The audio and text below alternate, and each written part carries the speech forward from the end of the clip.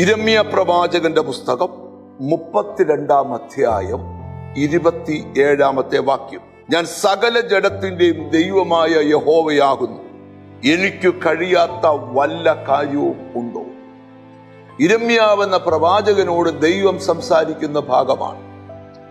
ജനം പ്രവാസത്തിലേക്ക് പോകുന്നതിന് മുമ്പ് എഴുന്നേൽപ്പിച്ച പ്രവാചകനാണ് യിരെമ്യാ പ്രവാചകൻ. ജനത്തിന് അനുകൂലമായിട്ടല്ല യിരെമ്യാവ് പ്രവചിച്ചത്.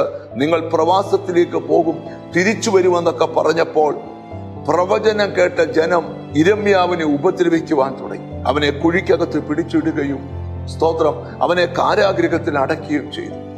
ദൈവം യിരെമ്യാവിനോട് പിന്നെയും സംസാരിച്ചുകൊണ്ടിരുന്നു. നീ നിന്റെ ബന്ധുവിന്റെ സ്ഥലം വാങ്ങി ആധാരം എഴുതി മുദ്ര വെച്ച് അതൊരു മൺപാത്രത്തിലാക്കി കുഴിച്ചിടണം. ഇനിയും നിങ്ങൾ തിരിച്ചു വരും, നിങ്ങൾ സ്ഥലങ്ങൾ വാങ്ങും, അവിടെ മുന്തിരിത്തോട്ടങ്ങൾ നടും, വീടുകൾ വെക്കും എന്ന് പറഞ്ഞ് ഉറപ്പിക്കുകയാണ്. സ്തോത്രം. ഞാനൊരു കാര്യം നിങ്ങളോട് പറയാം. നാം എപ്പോഴും വിശ്വസിക്കണം, ദൈവത്തിന് കഴിയാത്ത ഒരു കാര്യവും. അതങ്ങനെ നമ്മൾ പഠിക്കണമെങ്കിൽ ദൈവം ആരാന്നുള്ള അറിവ് നമുക്കുണ്ടാകണം. യെശയ്യാ പ്രവാചകൻ ഒരിക്കൽ പ്രവചിക്കുന്ന ഒരു ഭാഗം യെശയ്യാ പ്രവചനം 40-ാം അധ്യായം 12-ാം വാക്യത്തിലുണ്ട്. അവൻ ഉള്ളം കൈ കൊണ്ട് വെള്ളത്തെ അളക്കുന്ന ദൈവമാണ്. യെശയ്യാ പ്രവചിക്കുക, ചാണുകൊണ്ട് ആകാശത്തിന്റെ അളവെടുക്കുന്ന ദൈവമാണ്. ഭൂമിയിലെ പൊടി ദൈവത്തിന്റെ നാഴിക്കകത്ത് കൊള്ളും. ഇനി പിന്നെ വായിക്കുമ്പോ പർവ്വതങ്ങളെ അവൻ വെള്ളിക്കോലുകൊണ്ട് അളക്കും, കുന്നുകളെ തുലാസിൽ തൂക്കിപ്പിടിക്കും. അതാ ദൈവം, ഈ പ്രപഞ്ചത്തെ മുഴുവൻ ഉണ്ടാക്കിയ ദൈവം. യെശയ്യാവ് ഒരിക്കൽ പറഞ്ഞു, നിങ്ങൾ തല ഉയർത്തി നോക്ക്, ഇവയെല്ലാം സൃഷ്ടിച്ചതാരാണ്? ഹല്ലേലൂയ.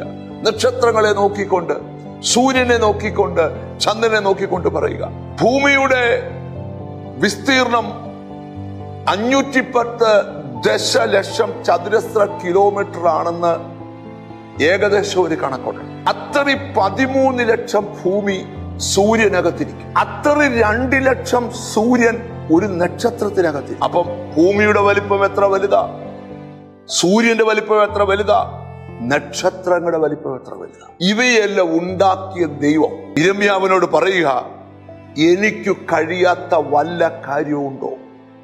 ദൈവത്തിന് കഴിയാത്ത ഒരു കാര്യവും ഇല്ല. ജീവിതത്തിൽ എല്ലാ വഴിയും അടയപ്പെട്ട് നിൽക്കുന്ന നിന്നോട് ദൈവം സംസാരിക്കുന്നത്, ദൈവത്തിന് കഴിയാത്ത ഒരു കാര്യവും.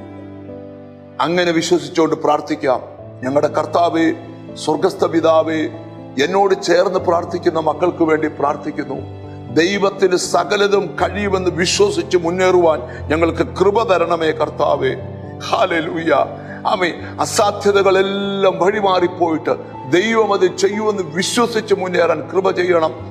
നിന്റെ മക്കളെ നിന്റെ നാമം ചൊല്ലി പിതാവിന്റെയും പുത്രന്റെയും പരിശുദ്ധാത്മാവിന്റെ നാമത്തിൽ അനുഗ്രഹിച്ച് പ്രാർത്ഥിക്കുന്നു. അവർ അനുഗ്രഹിക്കപ്പെടട്ടെ യേശു ക്രിസ്തുവിൻ നാമത്തിൽ തന്നെ. ആമേൻ. ദൈവത്തിന് കഴിയാത്ത ഒരു കാര്യവുമില്ല. കാത്തിരുന്ന് കാണാം. God bless you.